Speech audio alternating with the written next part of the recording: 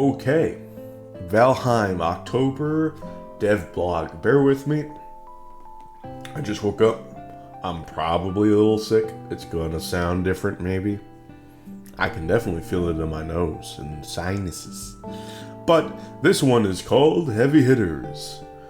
Interesting, more terrain. We got like a lava looking thing, probably just a pillar of natural formed geologic structure. Don't know for sure. Very interesting. Seems like we have a little lava spout there. Spout. Probably just a little bubble burst. Natural, just cool bubble effects from the lava. Nice little detail. But if they're putting this detail in, that means they probably made good progress. Let's take a look. Heavy hitters. Hello, Vikings. It's time for another monthly check-in. As you may have noticed, there's a current patch out on the PTB, which we always invite you to play. Features an engine update, yes. It's also some seasonal content like Jack and Turnip and a brand new witch hat. I'm gonna be crafting the hell out of these witch hats. I do hope, as long, I know they're aesthetic, and I know they're seasonal. Please let them have some sort of mechanical, magic playstyle type of advantage. That would be so cool, and so wonderful. And I would love that. Let's continue. Probably doesn't. Let's continue. Since our last blog post, we've also announced the winners of the Trial of Tyr. And we have teased you a little bit of our internal Ashlands playtesting on social media. Yes, I've seen both of those things. After the playtesting post, we got a lot of questions about whether or not you will start a new world. Ha ha ha. Yeah, the classic question. Everybody asks us before a major update. Yeah, not necessarily, but we recommend you. Yeah, the classic. Yeah. So there's around a 300 to 500 radius of sight that your player has while exploring. Any part of that and parts that you have explored won't be updated by future updates. So if you have a world and you love it, don't explore any further. Is that kind of janky for, this type of game? Yes, it is. But there will probably be changes to how things progress, as in really good things of different weapon skill types that we might want to invest more in the early game. And so it's going to be best, even if there's no early game additions, if there's some new fancy late game additions that aren't, unique, like in the Mistlands we had crossbows and magic and all that good stuff. Even so, there was a Mistwalker. Now swords are even better. They also changed one-handed swords' hitbox and gave it cleave. Ooh, now investing in swords all throughout the game is much better. We can take advantage of bronze sword versus A-bombs, silver sword versus frost caves and Modare and Yagluth. Very, very nice, and have all of those levels ready for the Mistwalker, and I love the Mistwalker. Personal favorite weapon. Love Mistwalker. If we get something similar in Ashlands, like we have already had teased the Berserker axes, well, investing in axes will be very good again. Yes, so that will change the whole course of a potential run, maybe somebody's co-op build, what have you.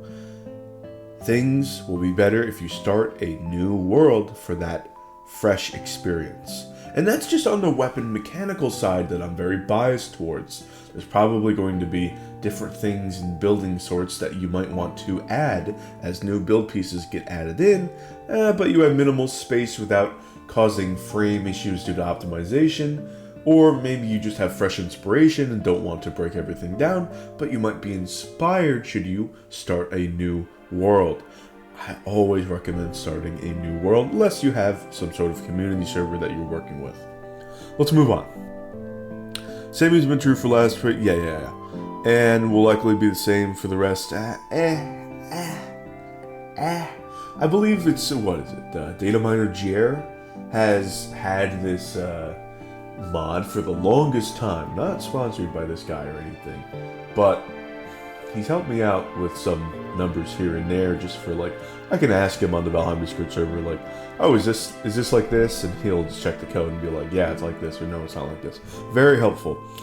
Anyway, he's had a World Seed Updater mod that will just update your explored shit to the updates.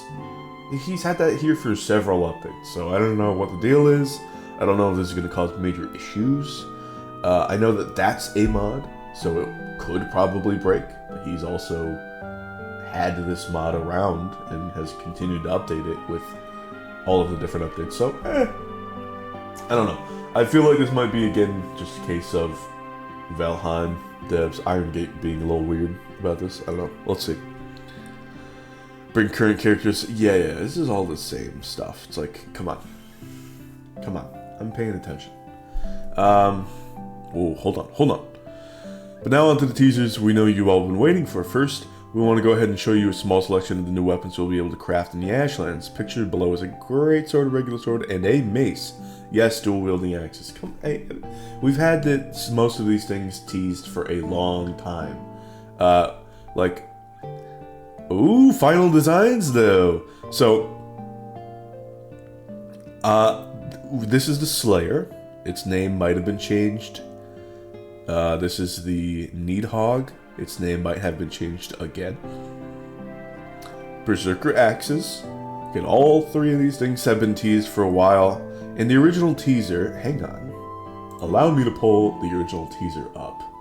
Why is Discord reloading? Oh my god. Anyway, in the original teaser, there were 3 different varieties of these weapons. So,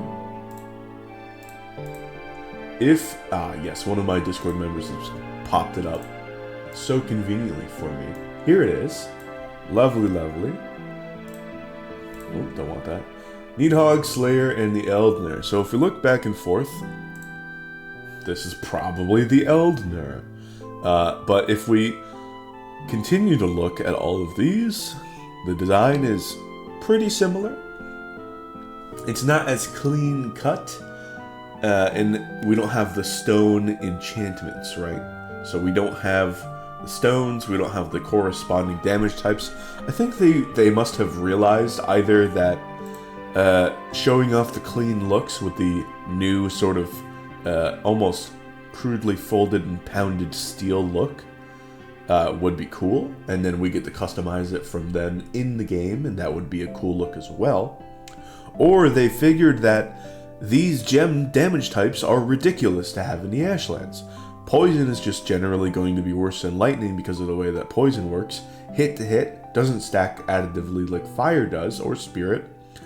The undead here are probably going to be fire resistant, if not fire immune. Probably, at the very minimum, fire very resistant.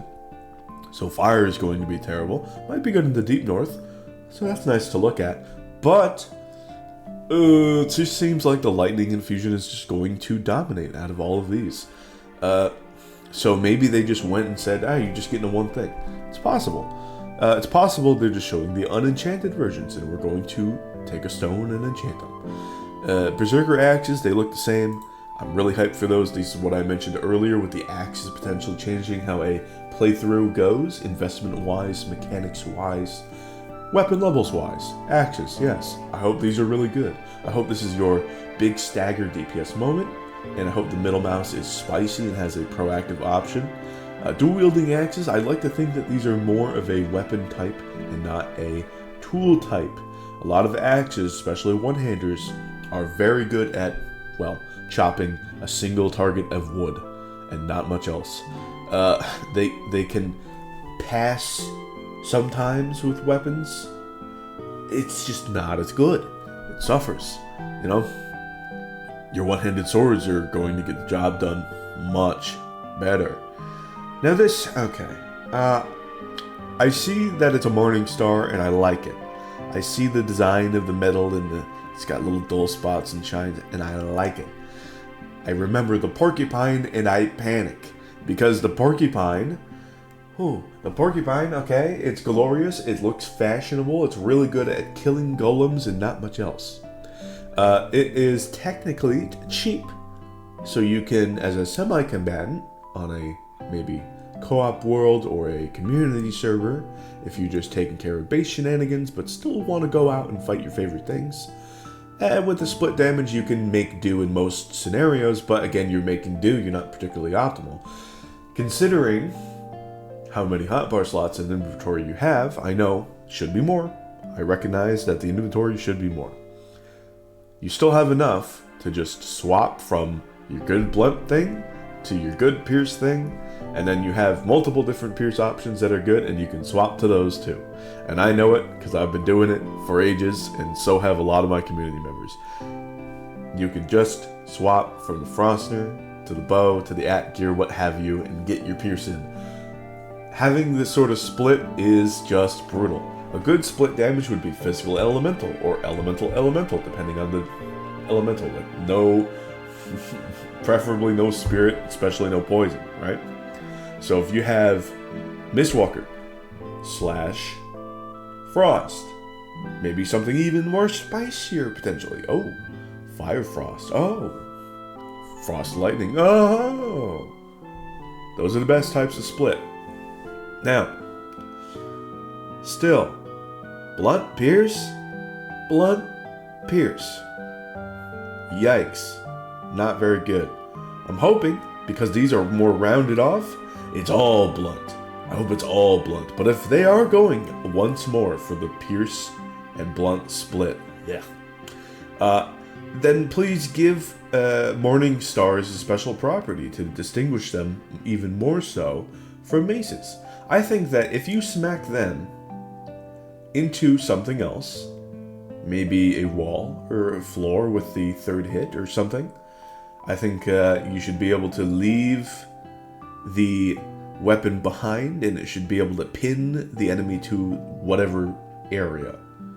And then you should be able to pick it up again like spears. And I think a spear throw should be able to do the same thing, where you pin an enemy to an area.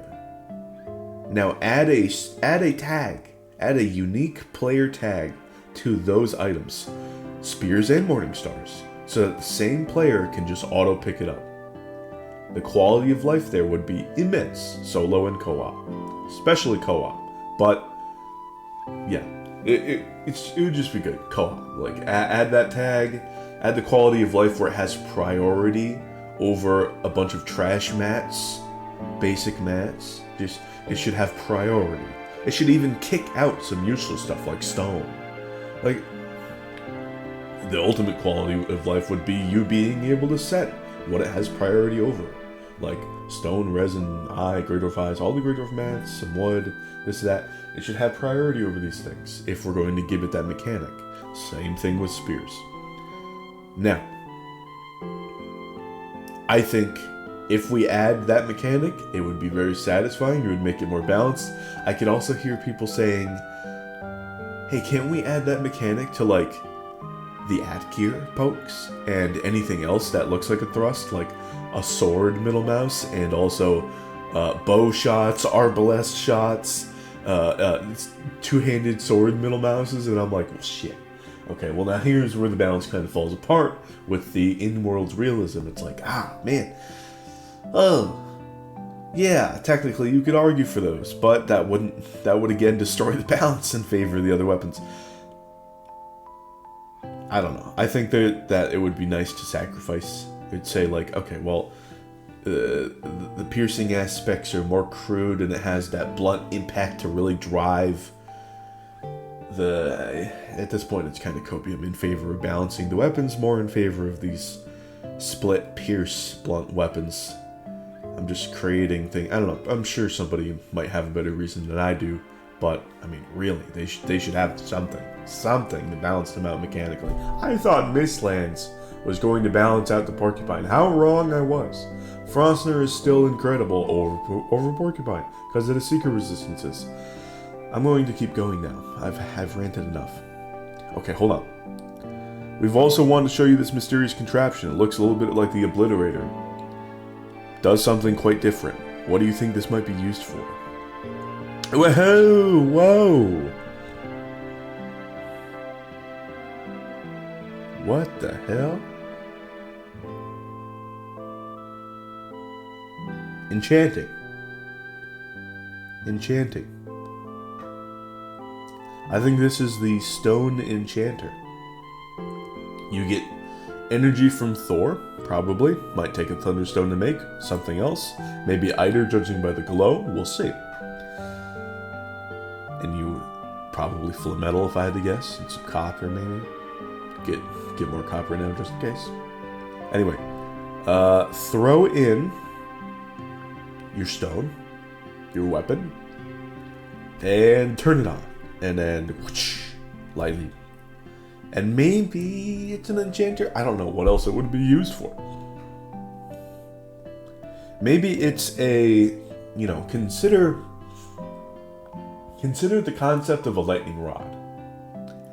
The lightning rod originally drew in a bunch of lightning so that in electrical storms in a city, the buildings didn't get hit. And also you had power to use for what have you. This could be a meteorite rod. I don't know. I'm just shooting out ideas here. Consider black marble was immune to so many elemental damage types. We might be able to make a lot of use of that in the Ashlands. Maybe this metal alloy is super immune to all that stuff composed in a meteor shower. And having this around the base makes your base safe in certain areas of the Ashlands. Yeah. We know that meteor showers have been teased.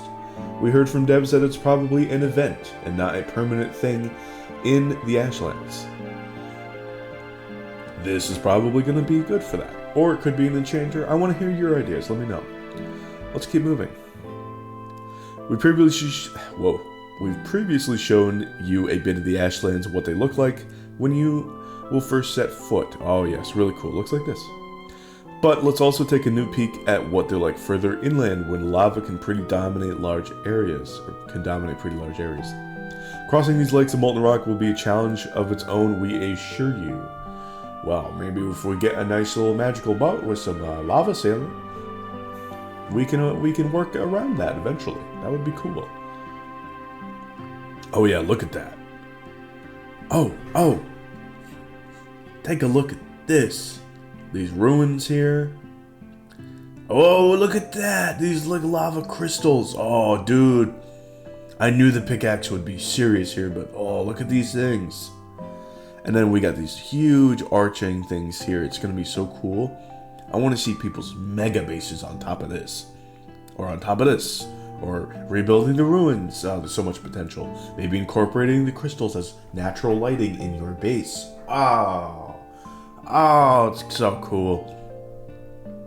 Everything about this is really cool. Anyway, I see tall places and I think feather caping over this might be an option. Maybe if we get a lot of heat here, they can introduce an updraft mechanic so that we can just glide over there for free. I kinda doubt it. You know why? Because I feel like maybe this character would have a feather cape on, if that were the case. No cape?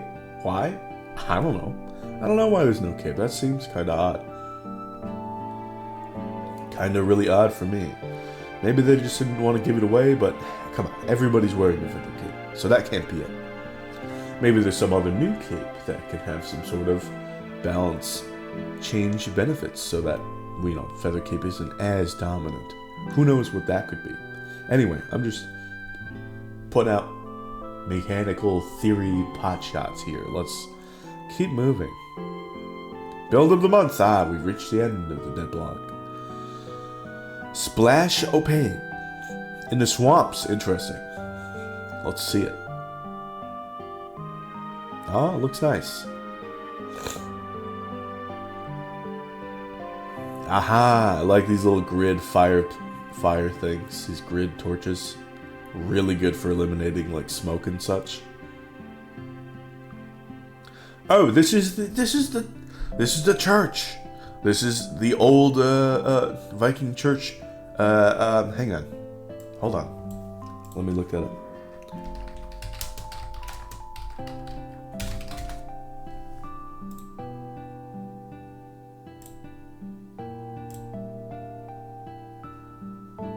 Oh my god. Just give me the image, thank you. Ha ha ha! There it is! And let's just go back and forth. Can we put this in here? Thank you. No? Don't want to do that? Okay, yeah. So here's the church.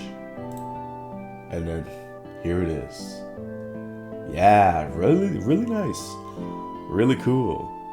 Skull. Hey, alright. Thanks for watching. Longer Devblog reaction than usual, because I had things to say. And there will probably be more things to say in future videos as I think of things to say. Anyway, I hope you've enjoyed, and I'll see you guys again some other time. Bye!